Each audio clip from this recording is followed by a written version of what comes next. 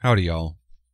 I'm going to be doing a response video to one of the commenters on my Women Have Gone Too Far video.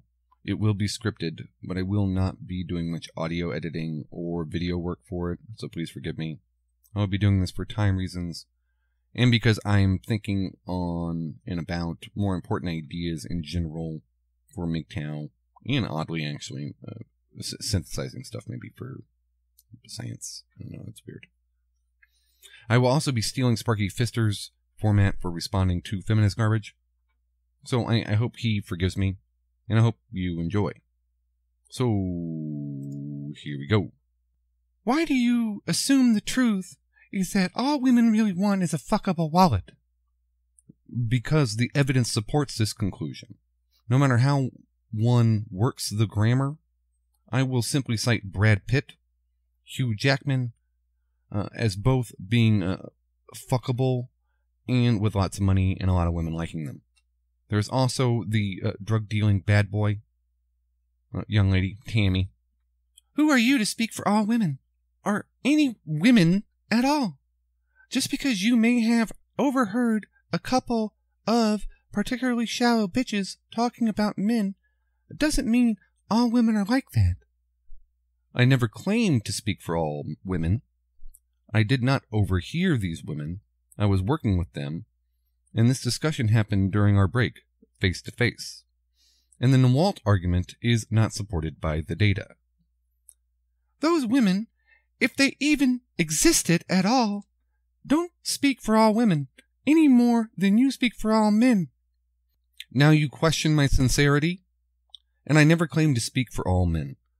Ironically, you are being rude and disrespectful.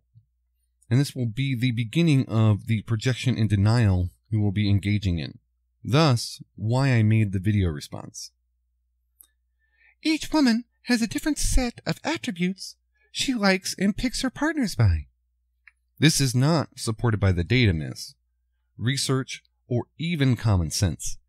All heterosexual women like the attribute of preferring a heterosexual man. Then, we add attributes in an ordinal way, or a valued order. It is only the value that each woman places on attributes that are different, and thus why it's ordinal. But to say the attributes themselves are different is just stupid. It's just stupid. My poor little hamster. I like wit. My best girlfriend likes humor. And another friend of mine enjoys guys with a dash of crazy. We all like different things. These are examples of attributes that are valued differently, or ordinally. But I argue that if a tall, handsome, rich man that also had a witty sense of humor with a dash of crazy, then all three of you, women, would compete for him. Also, I am witty, humorous, and a bit crazy. So email me your number, girl. Also, I think it's funny that right after you talk about how you don't want men to be judged by women based on financial standards, you turn around and talk about how women who aren't 9s and 10s don't deserve the same kind of treatment as a 9 or a 10. I never said I did not want men to be judged by their finances. You imagined and made that up, inferring and projecting that thought, because that is your thought. Here's an idea. Why don't we just treat all people with respect, no matter their gender, financial status, or appearance? Here's an idea. I never said not to, and I have always been a strong supporter of basic human rights. And you will contradict yourself in 3, 2, 1. I'm not saying all people deserve respect, but until they've shown themselves to be disrespectful as an individual, they do. So all people deserve respect until they have shown themselves to be disrespectful, huh? So what about those men in that New York street harassment video that complimented a woman and got disrespected as a result? They got no thank you, sir, or even an acknowledgement that they were human beings. They just got ignored. What about the videos where men are total douchebags and still get the girl? What about those videos where men in expensive cars can simply ask random women on the street to get into the car with them, and the women do, even when those women have boyfriends walking with them? I could go on, but I think you get the point. What about the women that divorce their husbands, no fault, simply because he is not the man he used to be, or not what she thought he would be? Where is the respect for these men, and the disrespect for these women? Judging by the way you were talking about all the women in your video, you are very disrespectful. Then you did not watch the last half, or only heard what you wanted to hear. My poor, sad, sweet little hamster. You rate women purely on appearance and status, and refer to them as if they are anything but human, but you still expect them to treat you with the kind of respect you will not grant them unless they are, by your definition, a 9 or a 10. I did not base my judgment of those women purely on their appearance, as I proved with me citing the 3 co-workers, the bus stop lady, and the goddess woman. Bus stop lady I judged by her words, and the goddess lady I judged by her gait. And no, I expect them to treat me with the kind of respect you argue all people should be treated with. But unlike you, I argue that people should be treated with basic human dignity and respect, regardless of how they behave. If for no other reason, then it is basic human dignity. But women need another reason to be respectful to men, and that is literal equality. Being disrespectful to a man to his face should get a woman slapped, if not hit, like it does to men who are disrespectful to other men face to face. Privileged much, my sweet, sweet little hamster?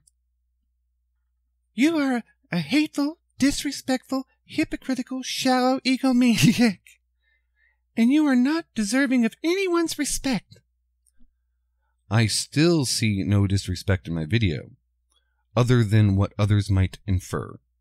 As for these women earning disrespect, they earn disrespect by openly and shamelessly admitting to using other men for money and sex, only considering marriage to assist financially in the raising of another man's child, and using men for narcissistic supply. You have not commented on this hypocrisy of yours. By your own standard, all 3 of these women are undeserving of respect, but I was still civil to them, which was the genesis of the said video, which is oddly my most popular. I really hate people. I won't get into that. Your idea of what women are like is only a reflection of yourself. So maybe instead of fighting the straw woman you have created, you should put some effort into actually learning a bit about women and focus on our similarities rather than our differences. I have studied biology for years, and I know a great deal about male and female similarities, miss. Yes, we are more similar than we are different, but it is the differences that matter. In a sexually dimorphic species, what men desire and what women desire are different. So, the differences are what matter. I was not fighting a straw woman. I was commenting. I know way too much about women, miss. That is part of the problem, my sweet, sweet little hamster. You might come to realize men and women are not naturally much different at all, but have been socialized into these silly roles which we are finally beginning to break out of. The socialization argument feminists use all the time. This is just funny. This is funny. I'm breaking from my script a little here. It's just funny to use that. Here is where you fail to see the hypergamy, my little hamster. In America, of the couples that are married currently, 80% of the women in those marriages are the primary breadwinner. Why is this? Because these women work in office jobs and are not blue collar. They keep a husband around as a sort of supplemental income. Add to this that over 60% of these marriages will end in divorce, and 2/3 of those divorces will be initiated by the woman no fault. It seems the data will support that the majority of American women don't like being married to a guy that makes less than them for too long, i.e. hypergamy. So no matter how witty or humorous or crazy he is, If he makes less, he's probably going to get kicked to the curb. Society is changing, and it doesn't matter if you like it or not. Society cannot change biology. Only science can change biology. My sweet, sweet little hamster. One day, there will be not a single woman left who will have such a lack of self-respect that she would be with a hateful man who thinks she is a walking vagina who lies. You are just full of laughs. But sure, women won't be with me. That is why ever since my breakup years ago, ever since I learned the truth, I can be such a disrespectful douchebag and still get laid. Even though I have very little money, I'm a total dick.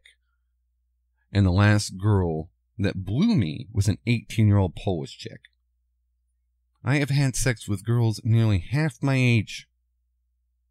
Sure, the douchebag routine will totally leave me alone. Sure.